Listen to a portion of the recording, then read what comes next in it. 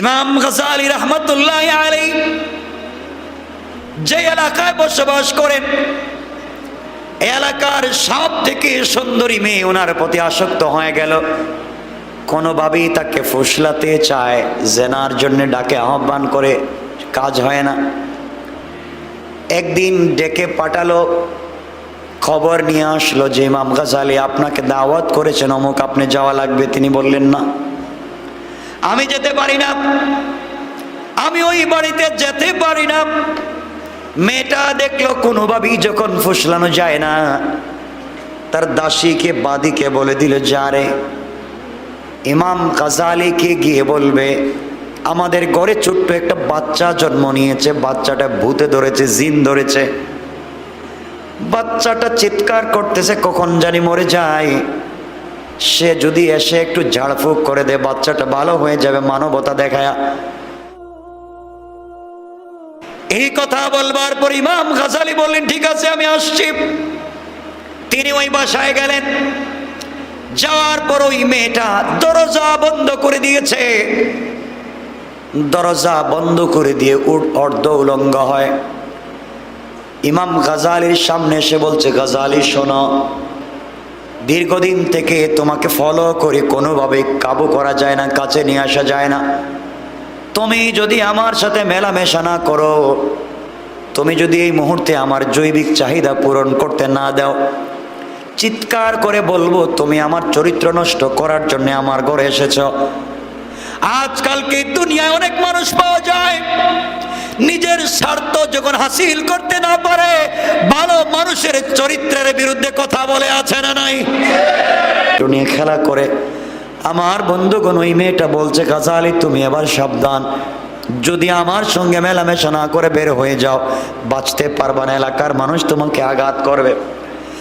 জওয়ান মানুষ, তরুণ ছেলে, মাদ্রাসার ছাত্র আল্লাহর কাছে ডেকে ডেকে বললেন, আয় আল্লাহ তাআলা, আমি তো আমার চরিত্রের হেফাজত করে জান্নাতে যেতে চাই। জিনা করলে কি শাস্তি হয় আমার জানা আছে, কিয়ামতের দিনে আমি বাঁচতে পারবো না, অবশ্যই শাস্তি ভোগ করতে হবে। আল্লাহ তাআলা আমাকে পচা, দুর্গন্ধ, পুজ, রক্ত এগুলো খাওয়া লাগবে। আয় আল্লাহ, আমি বাঁচতে চাই, তুমি আমাকে সহযোগিতা করো। মেয়েটা হাত ধরে ফেলেছে। তিনি চোখের পানি ছেড়ে বললেন, বোন, আমি তোমার কথা ফেলে দিচ্ছি না, আমি তোমার কথা মানতে চাই, কিন্তু আমাকে তুমি সুযোগ দাও, আমার পেটে বড় ব্যথা হচ্ছে, আমি টয়লেট থেকে আসি। মেয়েটা বলছে, আপনি যেতে পারেন, তাড়াতাড়ি করে চলে আসবেন। ইমামে গাজ্জালীর কথা বলছি। ইমামে গাজ্জালী টয়লেটের ভিতরে গেলেন আর চিন্তা করলেন, দুনিয়ার ময়লার দুর্গন্ধের চাইতে তো জাহান্নামের দুর্গন্ধ বেশি। দুনিয়ায় কোনোভাবে যদি চরিত্র রক্ষা করা যায়, কিয়ামতের দিনে জান্নাত পেয়ে যাব। তিনি টয়লেট থেকে সকল নোংরা পানি আর ময়লাগুলো নিজের শরীরটাকে ফেলে দিলেন। শরীরের ভিতরে লাগায়া পুরা বডিতে দুর্গন্ধ হয়ে গিয়েছে। ইমামে গাজ্জালী রাহমাতুল্লাহি আলাইহি বের হয়ে মেয়ের সামনে দাঁড়ালেন। তিনি চিন্তা করলেন, মেয়েটা দেখবার পরে হয়তো কি প্রতিক্রিয়া দেয় দেখার জন্যে। মেয়েটা নাক চেপে বলছে, তুমি এত সুন্দর যুবক, আর তুমি তোমার বডিতে এগুলা কি লাগিয়েছ?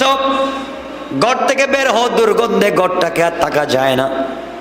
ইমাম গাজ্জালী ঘর থেকে বের হয়ে যাচ্ছেন। মেয়েটা জানালা দিয়ে বলছে, গাজ্জালী রে, এত সুযোগ পাওয়ার পরে তুমি এমন কাজ করলে কেন, কি বলতে পারবে? ইমাম গাজ্জালী বলছেন, বোন শোনো, দুনিয়ার সাধারণ ময়লা দিয়ে আমি আমার বডিকে নোংরা করে, দুর্গন্ধ করে, তোমার মতো হারাম কাজ থেকে যদি আমি বেঁচে যেতে পারি, কিয়ামতের দিনে জাহান্নামের ভিতরে যেই পচা দুর্গন্ধ ময়লাগুলো থাকবে, তার ভিতরে ডুবাইয়া আমার শরীরটাকে যখন কেচি দিয়ে কাটা হবে, পা থেকে চামড়াটা উপর দিকে উঠানো হবে, আগুনের মধ্যে ফেলে দেওয়া হবে, উঠতে চাইবো উঠতে পারবো না। আমি জাহান্নামের নির্ধারিত যুগ যুগের কঠিন আযাব থেকে বাঁচবার জন্যে আমি সাধারণ ময়লাগুলা শরীরে লাগাইয়া দিয়েছি, জাহান্নাম থেকে বাঁচতে চাই। ওই কথা শোনার পরে চিৎকার করে মেয়ে বলছে, গাজালি তুমি আমার চক্ষুটা খুলে দিলে, তওবা করে ফেললাম, আমিও সেই জান্নাতে যেতে চাই। গাজালি বাসায় চলে গেলেন, দেরি হয়ে যাচ্ছে দেখে গোসল করলেন, 2 রাকাত শুকরিয়ার সালাত আদায় করলেন, তাড়াতাড়ি দৌড়ে মাদ্রাসায় পৌঁছে গেলেন। ক্লাস শুরু হয়ে গেল। বুজুর্গ আলেম উস্তাদ যখন ক্লাস করাচ্ছিলেন, হঠাৎ করে বললেন, কে আছো এই ক্লাসে? কে এসেছো আজকে? যার শরীর থেকে আজকে স্পেশাল জান্নাতি মিশকে আম্বরের ঘ্রাণ আসতেছে। আল্লাহু আকবার। জীবনে আমি অনেক সুগন্ধি ব্যবহার করেছি, অনেক আতর ব্যবহার করেছি, অনেক মিশকে আম্বর দুনিয়া থেকে কিনে কিনে ব্যবহার করেছি, কিন্তু এত সুগন্ধি কোথাও পাই নাই। আজকে এত সুগন্ধি কে লাগিয়েছো? দাঁড়ায়া যাও। কেউ যখন দাঁড়ায় না, ইমামে গাজালি চিন্তা করেন, আফসোস আল্লাহ, নির্ঘাত গোসল করে আসবার সময় কোন জায়গায় হয়তো ময়লা রয়ে গিয়েছে, দুর্গন্ধ আসতেছে, আর হুজুর টিটকারি করে আমাকে বলতেছেন। ধরা পড়ে গেলে ইজ্জত থাকবে না। ওস্তাদ দাঁড়িয়ে গেলেন, এক একজন শরীরের এক একজন বাচ্চাকে পরীক্ষা করতে লাগলেন কার বডি থেকে ঘ্রাণ আসে। কষতে কষতে সবার পিছনে গিয়ে দেখেন ইমামে গাজালি চোখের পানি ছেড়ে নিচের দিকে মাথা করে বসে আছেন। দাঁড় করালেন, পরীক্ষা করে দেখেন তার বডি থেকে সুঘ্রাণ আসতেছে। জিজ্ঞাসা করলেন, বাবা তুমি এত দামি আতর কোথায় পেলে? আর তোমার বডি থেকে সুঘ্রাণ আসছে, তুমি কোথায় পেয়েছো আমাকে বলো। ইমাম গাজালি পূর্ণাঙ্গ ঘটনা খুলে বললেন, হুজুর আমি কোনো আতর লাগাই নাই, আমি আমার চরিত্রের হেফাজতের জন্য চেষ্টা করতে গিয়ে ময়লা বডিতে লাগাই আমি আমার চরিত্রের হেফাজত করে জিনা থেকে বিরত রয়েছি। হয়তো গোসল করে আসতে আমার বডিতে কোথাও ময়লা রয়ে গেছে, আপনি দুর্গন্ধ পাচ্ছেন। আল্লাহর ওলি বুজুর্গ আলেম এই কথা শুনে বলেন, গাজালি তোমার সঙ্গে টিটকারি করতেছি না, আমি নিশ্চিত নির্ঘাত জান্নাতের মেশকে আম্বরের ঘ্রাণ পাচ্ছি। এই কথা বলে বুকের সঙ্গে জড়াইয়া কপালে চুম্বন করে উপর দিকে 2টা হাত উঠে বলেন, আল্লাহ যে যুবকটা তার চরিত্রের হেফাজতের জন্য এত কৌশল করে জীবনটা বাঁচায় নিল, আল্লাহ তাআলা তার চরিত্রের সুঘ্রাণের মাধ্যমে তুমি গোটা দুনিয়ার মানুষ, পথ বলা মানুষকে পথের দিশা দিয়ে দাও। দোয়া করে দিলেন উস্তাদ, এমন দোয়া করে দিলেন, কোথায় কোন দেশের ইমাম গাজালি পৃথিবীর সকল মানুষ যার নাম শুনলে দোয়া করে কান সুবহানাল্লাহ। চরিত্রের হেফাজত সেম করেছেন হাকিম তিরমিজি, তার সাথে ঘটেছিল। দারুল দেওবন্দের একটা ছাত্র ইউসুফ সানি, তার সাথে ঘটেছিল। আমাদের পয়গম্বর, একজন পয়গম্বর জালিলুল কদর বড় পয়গম্বর হযরতে ইউসুফ আলাইহিস ইসলামের সঙ্গে জুলাইখাও এমন দুর্ঘটনা ঘটাতে চেয়েছিল, চরিত্র নষ্ট করতে চেয়েছিল। মাআযাল্লাহ, আল্লাহকে বলেছেন ইন্নী আখাফুল্লাহ, আমি আল্লাহকে ভয় করি। জুলাইখা তো দরজা বন্ধ করেছিল, করে নাই? বলা লাগবে কি করেছিল? জুলাইখা সবগুলা দরজা বন্ধ করে তালা দিয়ে চাবিগুলা রাইখা দিয়েছিল। রাইখা যে ঘরে জেনা করতে চেয়েছিল, এই ঘরে মূর্তি ছিল, মূর্তিকে ঢাইকা রেখে দিয়েছিল, কারণ রব যেন না দেখে। আমাদের রবকে ডেকে রাখা যায় না, কথা বলেন না কেন? রবকে ডেকে রাখা যায় না, কারণ রব দেখেন। জুলাইখা সব ডেকে যখন ইউসুফকে ডাকতেছিল, আসো আমার কাছে, ইউসুফ তখন বলছিলেন ইন্নী আখাফুল্লাহ, আমি আল্লাহকে ভয় করি। ইউসুফের বিশ্বাস ছিল আমি চেষ্টা করব। আমি কি করব বলেন না? আমি কি করব? বাঁচাবার মালিককে। বড় বড় তালা লাগিয়েছে জুলাইখা, ইউসুফকে চায়। ইউসুফ তো জওয়ান মানুষ, তাও সুন্দর কেমন যে ইউসুফের চেহারা দেখে মহিলারা আপেল কাটতে গিয়ে হাত কাটা দিচ্ছে। আল্লাহু আকবার বলেন। ইউসুফ তো তার নাম, চেহারা দেখা, চেহারার দিকে তাকায় আপেল কাটছে না হাত কাটছে বলতে পারে না। এই লোকটা রুমের ভিতরে, জুলাইখা পেয়েছে সব দরজা বন্ধ করা। ইউসুফ বলছেন আল্লাহ তোমার উপরে ভরসা করে দৌড় দিলাম। ভরসা কার উপরে? ভরসা কার উপরে? আমরা ভরসা রাখবো কার উপরে? আল্লাহর উপরে ভরসা রেখে ইউসুফ দৌড় দিয়েছেন দরজার দিকে, জানেন দরজা তালা দেওয়া, জানেন চাবি জুলেখার কাছে, তালা খুলবে না। বাহ্যিক ভাবে বিশ্বাস ছিল আল্লাহর উপরে, আল্লাহ তুমি তো তালা ছাড়াও, চাবি ছাড়াও তালা খুলে দিতে পারো। ইউসুফ দৌড় দিলেন, এক এক দরজার কাছে যায়, ঠাস ঠাস করে দরজা খুলে যায়। আল্লাহু আকবার। বাঁচাইছেন কে? আমরা কি চেষ্টা করি? আমরা পারলে আরো তালা দুইটা মারি, আরো লাগা, কেউ যেন ঢুকতে না পারে। তাই আমাদের চরিত্র তো বিপরীত, আমরা খারাপ। এজন্য আমি একটাই কথা বলছি, আজকে চরিত্র ফলো করতে হবে বিশ্বনবীর। কিছু লাগবে না, কিছু লাগবে না, কিচ্ছু লাগবে না।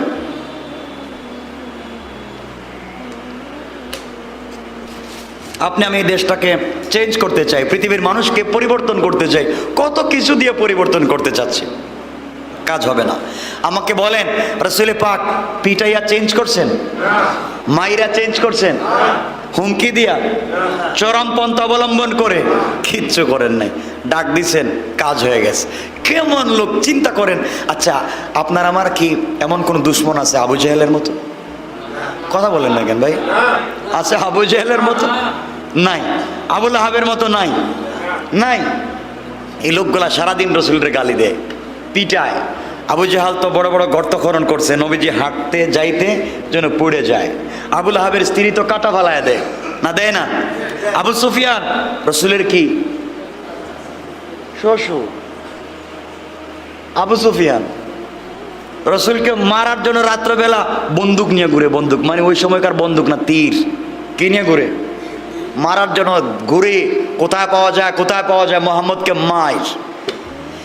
এই মোহাম্মদের বিরুদ্ধে সারা দিন আন্দোলন সংগ্রাম করে, রাস্তাঘাটে বক্তৃতা করে, শোনো মক্কার মানুষ, মোহাম্মদ পাগল, এর ধারে কাছে যাওয়া যাবে না, যে যাইব তার মৃত্যুদণ্ড, ওর কথা শোনা যাবে না।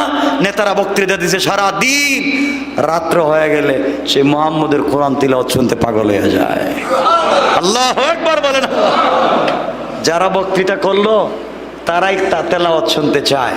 কারণ কি? বিপরীতমুখী কারণ, তার চরিত্রের আকর্ষণ, ম্যাগনেট রসুলের চরিত্রে আকর্ষণ করে। আল্লাহ বলছেন, মা আনতা বিনিআমাতি রাব্বিকা বিমাজনুন, তোমরা যাকে পাগল বলছো বোকা, আমার নবী পাগল না। ইন্নাকা লাআলা খুলুকিন আযীম, গোটা দুনিয়া বানাইছি কোন দিয়া, আর আমার বন্ধুর চরিত্র বানাইছি নিজের হাত দিয়া। আল্লাহু আকবার বলেন, আল্লাহু আকবার। এই চরিত্র পাইবা কোথায়? এই জন্য একটাই কথা, আমার নবীর এই চরিত্রকে ফলো করতে হবে। এই চরিত্র ফলো করলে আমরা কামিয়াব, ঠিক না? ইনশাল্লাহ বলেন না? ইনশাল্লাহ সবাই বলেন না? ইনশাল্লাহ বাইচে যাব। বিপদ থেকে আল্লাহ বাঁচায় দিবেন। বিপদে পড়ে নাম নিব কার? কেমনে নেন? আচ্ছা, কোন এখানে হাঁটার সময় হঠাৎ পা ইটের সাথে লাগা পড়ে গেছে, কি বলবেন? হ্যাঁ, আপনার মাগ্য মা বাবা কয়ে ওঠেন ফাল দিয়ে, কোন আল্লাহর কি বলেন কোন? তো মাগো বলেন না, মাই তো বলেন, মাই বল, কই আল্লাহর নাম তো বলেন। যে মা মা জপছেন সারা জিন্দেগি, আল্লাহর নাম বলতে পারেন। বিপদে পড়ে আল্লাহর নাম নেন, ঝামেলায় পড়ে আল্লাহর নাম নেন। আমরা এমন এক সত্তার নাম নেই, আপনি ভয় পাবেন না, আমরা ভয় পাবো না, আমরা পরাজিত হব না। আমরা এমন এক সত্তাকে ফলো করি যার মৌত নাই, ঠিক বললাম না? আমরা এমন এক রবকে মানি যার মৌত নাই, যার ব্রেইন ক্ষয় হয় না, যিনি বয়স হয়ে যাচ্ছে তা না, সব সময় আছেন আর বলছেন, বান্দা তুই আমাকে ভুলে যেতে পারিস, আমি তোকে ভুলে যাই না, আমি তোকে ভুলে যাই না। যদি ভুলে যাইতেন আপনি, আমি অক্সিজেন নিতে পারতাম না। জান না আজকে বাংলাদেশের হসপিটালে খবর নেই, অক্সিজেনের জন্য মানুষের কি কষ্ট হচ্ছে না? হচ্ছে না? আমরা এখনো করোনা ভাইরাস নিয়ে ঠিটকারি করতেছি না? করতেছি না? যাই হোক, মানুষ অক্সিজেনের জন্য মরে যাচ্ছে, এক বোতল অক্সিজেনের জন্য মরে যাচ্ছে। স্বামী তার স্ত্রীকে পিঠের সঙ্গে রশ্মি দিয়ে বেঁধে মোটর সাইকেল দাঁড়ে দাঁড়ে ঘুরতেছে অক্সিজেনের জন্য। কথা বলে ঠিক কিনা? অক্সিজেনের জন্য ঘুরতেছে, অক্সিজেন পায় না। আর আল্লাহ বলছেন, গোলাম আমি তোকে ফ্রি অক্সিজেন দিয়ে রেখে দিস, ফ্রি অক্সিজেন দিছি। অনেক সময় আমরা বলতেছি, কিরে বাতাস নাই, গাছের পাতা নড়তেছে না, কি গরম, বলি না? কিন্তু শ্বাস টান দিলে অক্সিজেন যায়নি, কথা বলেন না, কে দিয়েছেন? কোন বিজ্ঞানী? কি করলেন সারা জিন্দেগি বলেন? এক বোতল পানি কিনে খাচ্ছেন, বন্ধুদের সাথে রেস্টুরেন্টে গেছেন, চার বোতল পানি খাইছেন। চিন্তা করেন, টাকা দিয়ে খাইছেন, সারা জিন্দেগি কত বোতল, কত গ্যালেন, কত ড্রাম পানি আপনি ফ্রি খাইছেন। কই হিসাব দিবেন কেমনে? বলেন হিসাব দিবেন কেমনে? যার চোখ নাই তাকে জিজ্ঞাসা করেন চোখের পাওয়ার কেমন। আপনাকে চোখ দিছেন, আপনার কোনো খবর নাই, খবর নাই। আপনার বডি ভালো, কত মানুষ চাইলেও নামাজ পড়তে পারে না, আপনার রাত্রেবেলা ঘুমায় থাকেন, সেজদা দেন না। তা আমি চাইবো সব ভুয়া, দুনিয়ার যা আছে সব ভুয়া। আমরা একজনকে খুশি করব, সবাইকে খুশি করা সম্ভব না। আপনি পারবেন? আপনি ফ্যামিলির সবাইকে খুশি করতে পারবেন না। আজকে তো আমরা ফ্যামিলির সবাইকে খুশি করার চেষ্টা করি, কিন্তু দিন শেষে খুশি করতে পারবেন না, পারবেন না। কিন্তু সব বাদ দেন, আমরা খুশি করব একজনকে। তার নাম কি? বলেন তার নাম কি? আল্লাহ বলছেন আমাকে খুশি করো, আমার পিছনে লেগে যাও, গোটা দুনিয়াকে। ইসলামিক ওয়াজ বাংলা।